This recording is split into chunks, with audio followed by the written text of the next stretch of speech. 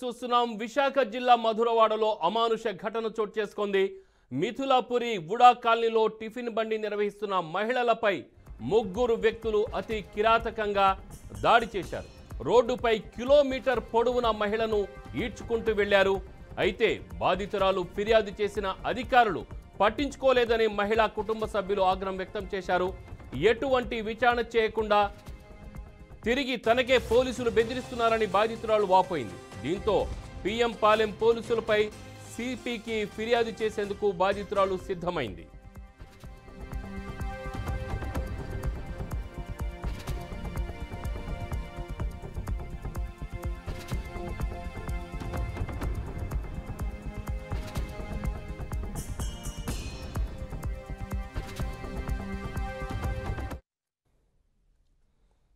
Breaking news చూస్తున్నాం. విశాఖ జిల్లా మధురవాడలో అమానుష ఘటన చోటు చేసుకుంది. మిథులాపురి వుడా కాలనీలో టిఫిన్ బండి నిర్వహిస్తున్న మహిళలపై ముగ్గురు వ్యక్తులు అతి కిరాతకంగా దాడి చేశారు. రోడ్డుపై కిలోమీటర్ పొడవున మహిళను ఈడ్చుకుంటూ వెళ్లారు. అయితే బాధితురాలు ఫిర్యాదు చేసిన అధికారులు పట్టించుకోలేదని మహిళా కుటుంబ సభ్యులు ఆగ్రహం వ్యక్తం చేశారు. ఎటువంటి విచారణ చేయకుండా తిరిగి తననే పోలీసులు బెదిరిస్తున్నారని బాధితురాలు వాపోయింది. దీంతో పిఎం పాలెం పోలీసులపై సిపికి ఫిర్యాదు చేసేందుకు బాధితురాలు సిద్ధమైంది. ఇక ఇదే విషయంపై మరింత సమాచారం మా ప్రతినిధి విశాఖపట్నం శ్రీనివాస్ ఫోన్ లైన్ అందిస్తారు. శ్రీనివాస్, ఈవెన్ మనం చూడవచ్చు దాదాపు 7 నెలలకు కావస్తుంది అక్కడ కొత్త ప్రభుత్వం ఏర్పడి. దాదాపు చాలామంది వ్యక్తుల మీద కత్తుల దాడులు కూడా జరిగినాయి. కానీ ఎక్కడ కూడా పోలీసులు పట్టించుకున్న పాపాన పోలేదని కూడా ఆరోపణలు వచ్చాయి. ఇక మహిళలపైన కూడా దాడులు చాలా జరుగుతున్నాయి. కొన్ని చోట్ల రేప్ కేసులు కూడా జరిగినాయి. ఈవెన్ ఈస్ట్ వెస్ట్ గోదావరి కానీ యావత్ ఆంధ్రప్రదేశ్లో చూసినా ఇంత జరిగినా ఇప్పుడైతే పట్టపగులే ప్రజలు చూస్తుండగా, జనం చూస్తుండగా ఈడ్చుకు వెళ్ళి ఒక మహిళని సిగ్గుశరం లేని వ్యక్తులుగా ఉండి ఒక మహిళని ఈడ్చుకెళ్ళి దాదాపు కిలోమీటర్ ఇలాంటి సంఘటన జరిగినా కూడా పోలీసులు పట్టించుకోలేదంటున్నారు. అసలు మనం సభ్య సమాజంలో ఉన్నామా లేదా? దీని మీద డీటెయిల్స్ చెప్పండి. రామారావు, మీరు చెప్పినట్టు కూడా గడిచిన 7 మాసాల పైగా అయిన కూటమి ప్రభుత్వం, కానీ ఆ ఏదైతే వైసీపీ టైంలో జరిగిన అరాచకాలు మరకలు ఉన్నాయో అవి ఎప్పటికీ కూడా కొనసాగుతున్నట్టుగా మనం భావించవచ్చు. ప్రధానంగా చూసుకుంటే Visakhapatnam PM Palem police station పరిధిలో మిథులాపూర్ కాలనీ అనే ఏరియాలో నాగలక్ష్మి అనే మహిళ గత కొద్ది కాలంగా టిఫిన్ సెంటర్ మెయింటైన్ చేస్తూ ఉంది. అదే టిఫిన్ సెంటర్ లో వెన్నెల అనే ఇంకొక మహిళ సాయంత్రం పూట టిఫిన్ సెంటర్ మెయింటైన్ చేస్తూ ఉంది. అయితే ఈ సాయంత్రం పూట మెయింటైన్ చేస్తున్న హోటల్ కి ఈవిడికి మధ్య తగాదా వచ్చి ఆ ఓనర్ ఎవరైతే ఉన్నారో ఇద్దరిని ఖాళీ చేసి బయటికి పంపించడం, అనంతరం నాగలక్ష్మికి వెన్నెలకి జరిగిన గొడవలో పూర్తిగా కూడా ఈ నాగలక్ష్మి అనే వ్యక్తిని పూర్తిగా ఈ మహిళ ఆవిడతో పాటు ఇంకొక 2 పురుషులు మొత్తం 3 కలిసి పూర్తిగా మేర ఆవిడని ఈడ్చుకెళ్లి చిత్ర ఇబ్బందులు పెట్టారని కూడా పూర్తిగా కూడా మనకి సోషల్ మీడియా వేదికగా కానీ స్థానికంగా కానీ తెలియజేస్తున్న పరిస్థితి అయితే ఉంది. అయితే దీనిపై పూర్తిగా ఆమె పోలీసులను సంప్రదించగా పోలీసులను రిక్వెస్ట్ చేయగా ఆమెపై ఫిర్యాదు చేసినప్పటికీ పట్టించుకోలేదు, ఎఫ్ఐఆర్ నమోదు చేయలేదు. దీని మీద సిపి దగ్గరికి కూడా వెళ్తాను, అవసరమైతే రాజీ పడమని పోలీసులు తమకు చెప్పారని కూడా ఆ మహిళ చెప్పిన పరిస్థితి. అయితే దీని మీద మనం పిఎం పాలెం సిఏ బాలకృష్ణ కూడా వివరణ కోరాం. ఆ బాలకృష్ణ గారు చెప్పిన వివరాల ప్రకారం చూస్తే ఖచ్చితంగా ఇద్దరి మధ్య కూడా చిన్న గొడవ అని మేము కాంప్రమైజ్ అవ్వండమ్మా, ఇద్దరు మీరు జుత్తు పట్టుకోవడం గొడవ పడుకోవడం కాదు, రెంట విషయమే కదా, చిన్న టిఫిన్ వ్యాపారాలు కదా అని మేము కాంప్రమైజ్ అయిపోండమ్మా అని చెప్పడం జరిగిందని ఆయన కూడా చెప్పడం జరిగింది. అయితే ఏదో మానవతా దృక్పథంతో కాంప్రమైజ్ అవ్వమన్నాం కానీ వాళ్ళు ఒప్పుకోపోయేసరికి ఎఫ్ఐఆర్ కట్టేసామని కూడా పోలీసులు చెప్తున్న పరిస్థితి. అయితే దీంతో సాటిస్ఫై అవ్వలేని ఆ మహిళ పూర్తిగా కమిషనర్ ఆఫ్ పోలీస్ సంఘపత్ర బాగ్జీ దగ్గరికి వెళ్లి తన గోడును వినిపించుకునేందుకు సన్నద్ధమైన కూడా తెలియవస్తా ఉంది. అయితే రాష్ట్ర వ్యాప్తంగా ఇలాంటి సంఘటనలు చెదురుమదురు జరుగుతూనే ఉన్నాయి. హోమ్ మినిస్టర్ అనిత ఎప్పటికప్పుడు ఆదేశాలు జారీ చేస్తున్నప్పటికీ కూడా పోలీసుల వైఫల్యం పూర్తిగా కొంతవరకు కనిపిస్తూ ఉంది. ఎప్పటికైనా సరే పోలీస్ వ్యవస్థను ప్రక్షాళన చేసి పూర్తిగా కూడా పటిష్టం చేయాలని కూడా స్థానికుల నుంచి డిమాండ్లు వినిపిస్తున్న పరిస్థితి ఉంది. రామారావు, అంటే ఇప్పుడు కిలోమీటర్ పొడవున ఈడ్చుకుంటూ ఓ మహిళని రోడ్డు మీద పట్టపగలు జనమందరూ చూస్తుండగా ఎటువంటి చర్యలు లేకపోవడము, ఈవెన్ పోలీసులు కూడా తిరిగి ఆమెనే తప్పుబట్టి ఆమెనే బెదిరించడం అనేది చేస్తున్నారని కూడా ఆమె ఆరోపిస్తుంది. సో దీన్ని ఎలా చూడాలి? ఈవెన్ ఈ కొత్త గవర్నమెంట్ వచ్చిన తర్వాత అక్కడ హోంమంత్రిగా ఉన్నారు.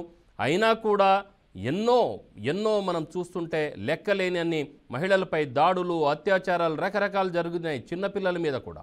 అయినా కూడా అక్కడ ఎటువంటి మార్పు రావడం లేదు. అలాగనే పోలీసులు కూడా పట్టించుకోకపోవడానికి దీన్ని ఎలా చూడాలి?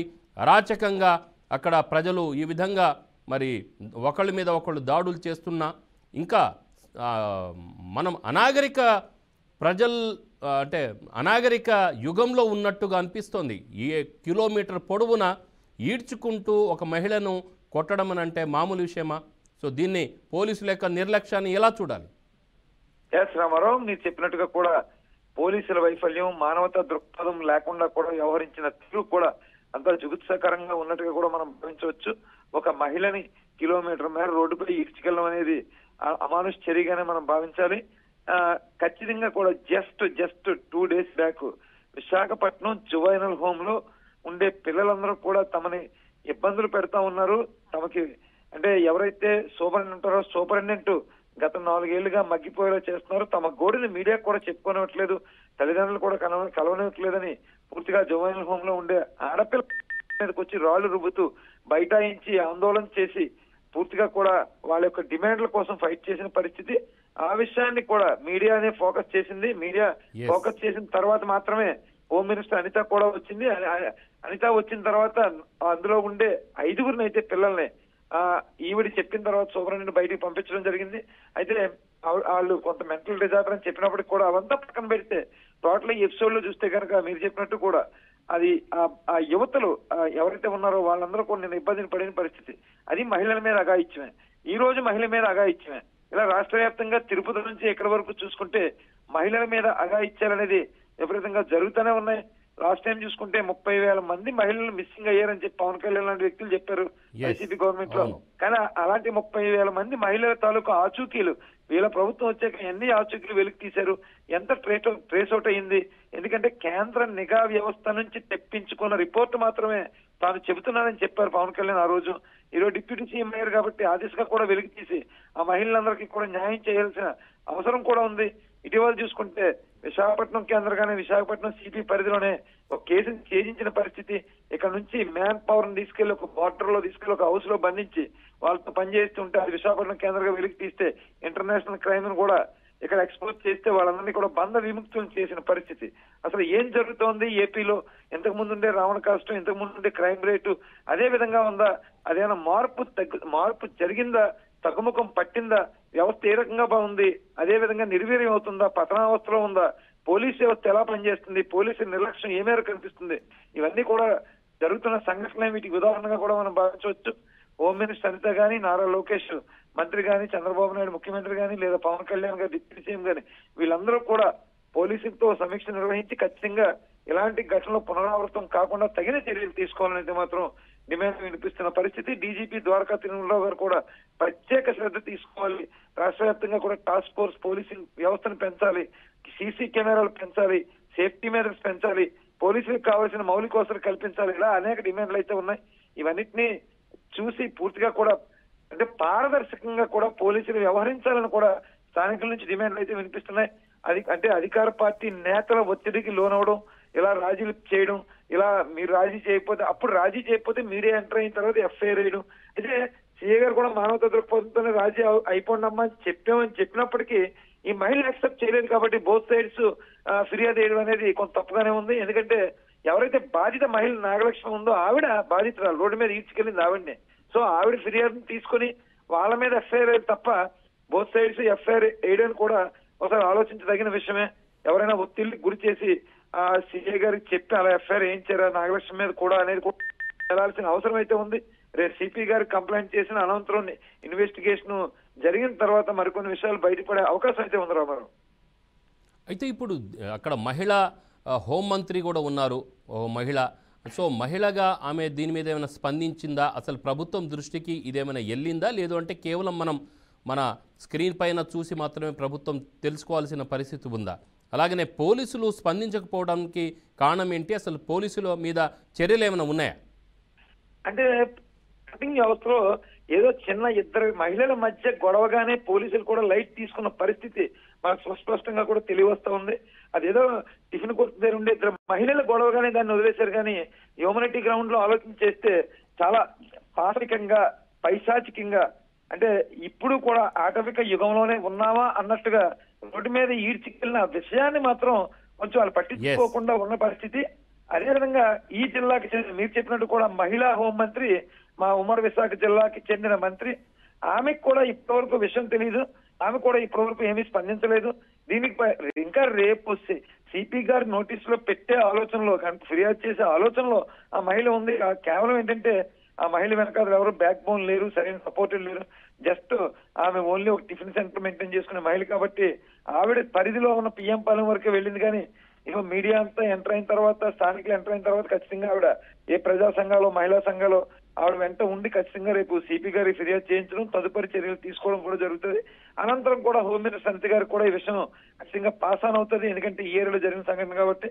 ఆ తర్వాత తదుపరి చర్యలు తీసుకునే అవకాశం అయితే ఉంది. అయితే ఒక సమస్య జరగడం, ఒక క్రైమ్ జరగడం, ఒక ఇబ్బంది జరగడం, తర్వాత రెమెడీ తీసుకోవడం కంటే అలాంటివి జరగకుండానే ముందుగా తీసుకోవాలి. అలాగే పోలీస్ స్టేషన్ కి ఒక బాధిత మహిళ వెళ్ళిందంటే, ఫిర్యాదు చేసిందంటే ఆ మహిళ మీద కేసు కట్టడం కూడా తప్పుగానే మనం భావించవచ్చు. కారణం ఏంటంటే ముందే ఎంక్వైరీ చేయాలి, విచారణ చేసిన వీడియోలో క్లియర్ కనిపిస్తా ఉంది కిలోమీటర్ మేర ఈడ్చికెళ్లిన దృశ్యాలు. అలా ఈడ్చికెళ్లిన బాధిత మహిళ మీద కూడా ఎఫ్ఐఆర్ వేయడం మాత్రం తగదని స్థానికంగా డిమాండ్ వినిపిస్తున్న పరిస్థితి ఉంది. పోలీసుల తాలూకా ఒంటెది పోకం కావచ్చు, ఒకరికి కొమ్ము కాస్తున్నారని కావచ్చు, ఇలాంటి సమయంలోనే ఇలాంటి విషయాలు కొంత అనుమానించాల్సిన అవసరం అయితే ఉంది. కారణం ఏంటంటే బాధిత మహిళ నాగలక్ష్మి, లాగిన మహిళ వెన్నెలాంటి టీము. సో ఈవిడ ఫిర్యాదు చేసిందంటే వెన్నెలాంటి టీం మీద ఎఫ్ఐఆర్ వేయాలి తప్ప బోత్ సైడ్స్ ఎఫ్ఐఆర్ వేయడం మాత్రం తప్పుగానే స్థానికులు అయితే చెప్తున్న పరిస్థితి అయితే ఉంది రామారావు.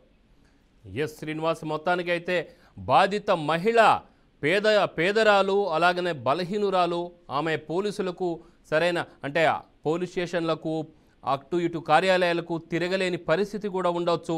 కాబట్టి మొత్తానికైతే బీఆర్కే న్యూస్ స్క్రీన్ మీద చూస్తున్నాం. ఈ స్క్రీన్ మీద చూసిన అంటే ప్రభుత్వం తప్పనిసరిగా దీని మీద స్పందించి యాక్షన్ తీసుకునే అవకాశం ఉంటుందని చెప్పేసి మనం భావిద్దాం.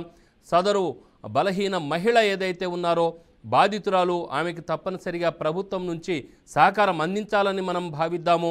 ఎప్పటికి కూడా బలహీనుల తరఫున పోరాటం చేయడానికి బీఆర్కే న్యూస్ ఎల్లప్పుడూ నిలబడుతుందని ఆశిద్దాం. Right, thank you Srinivas.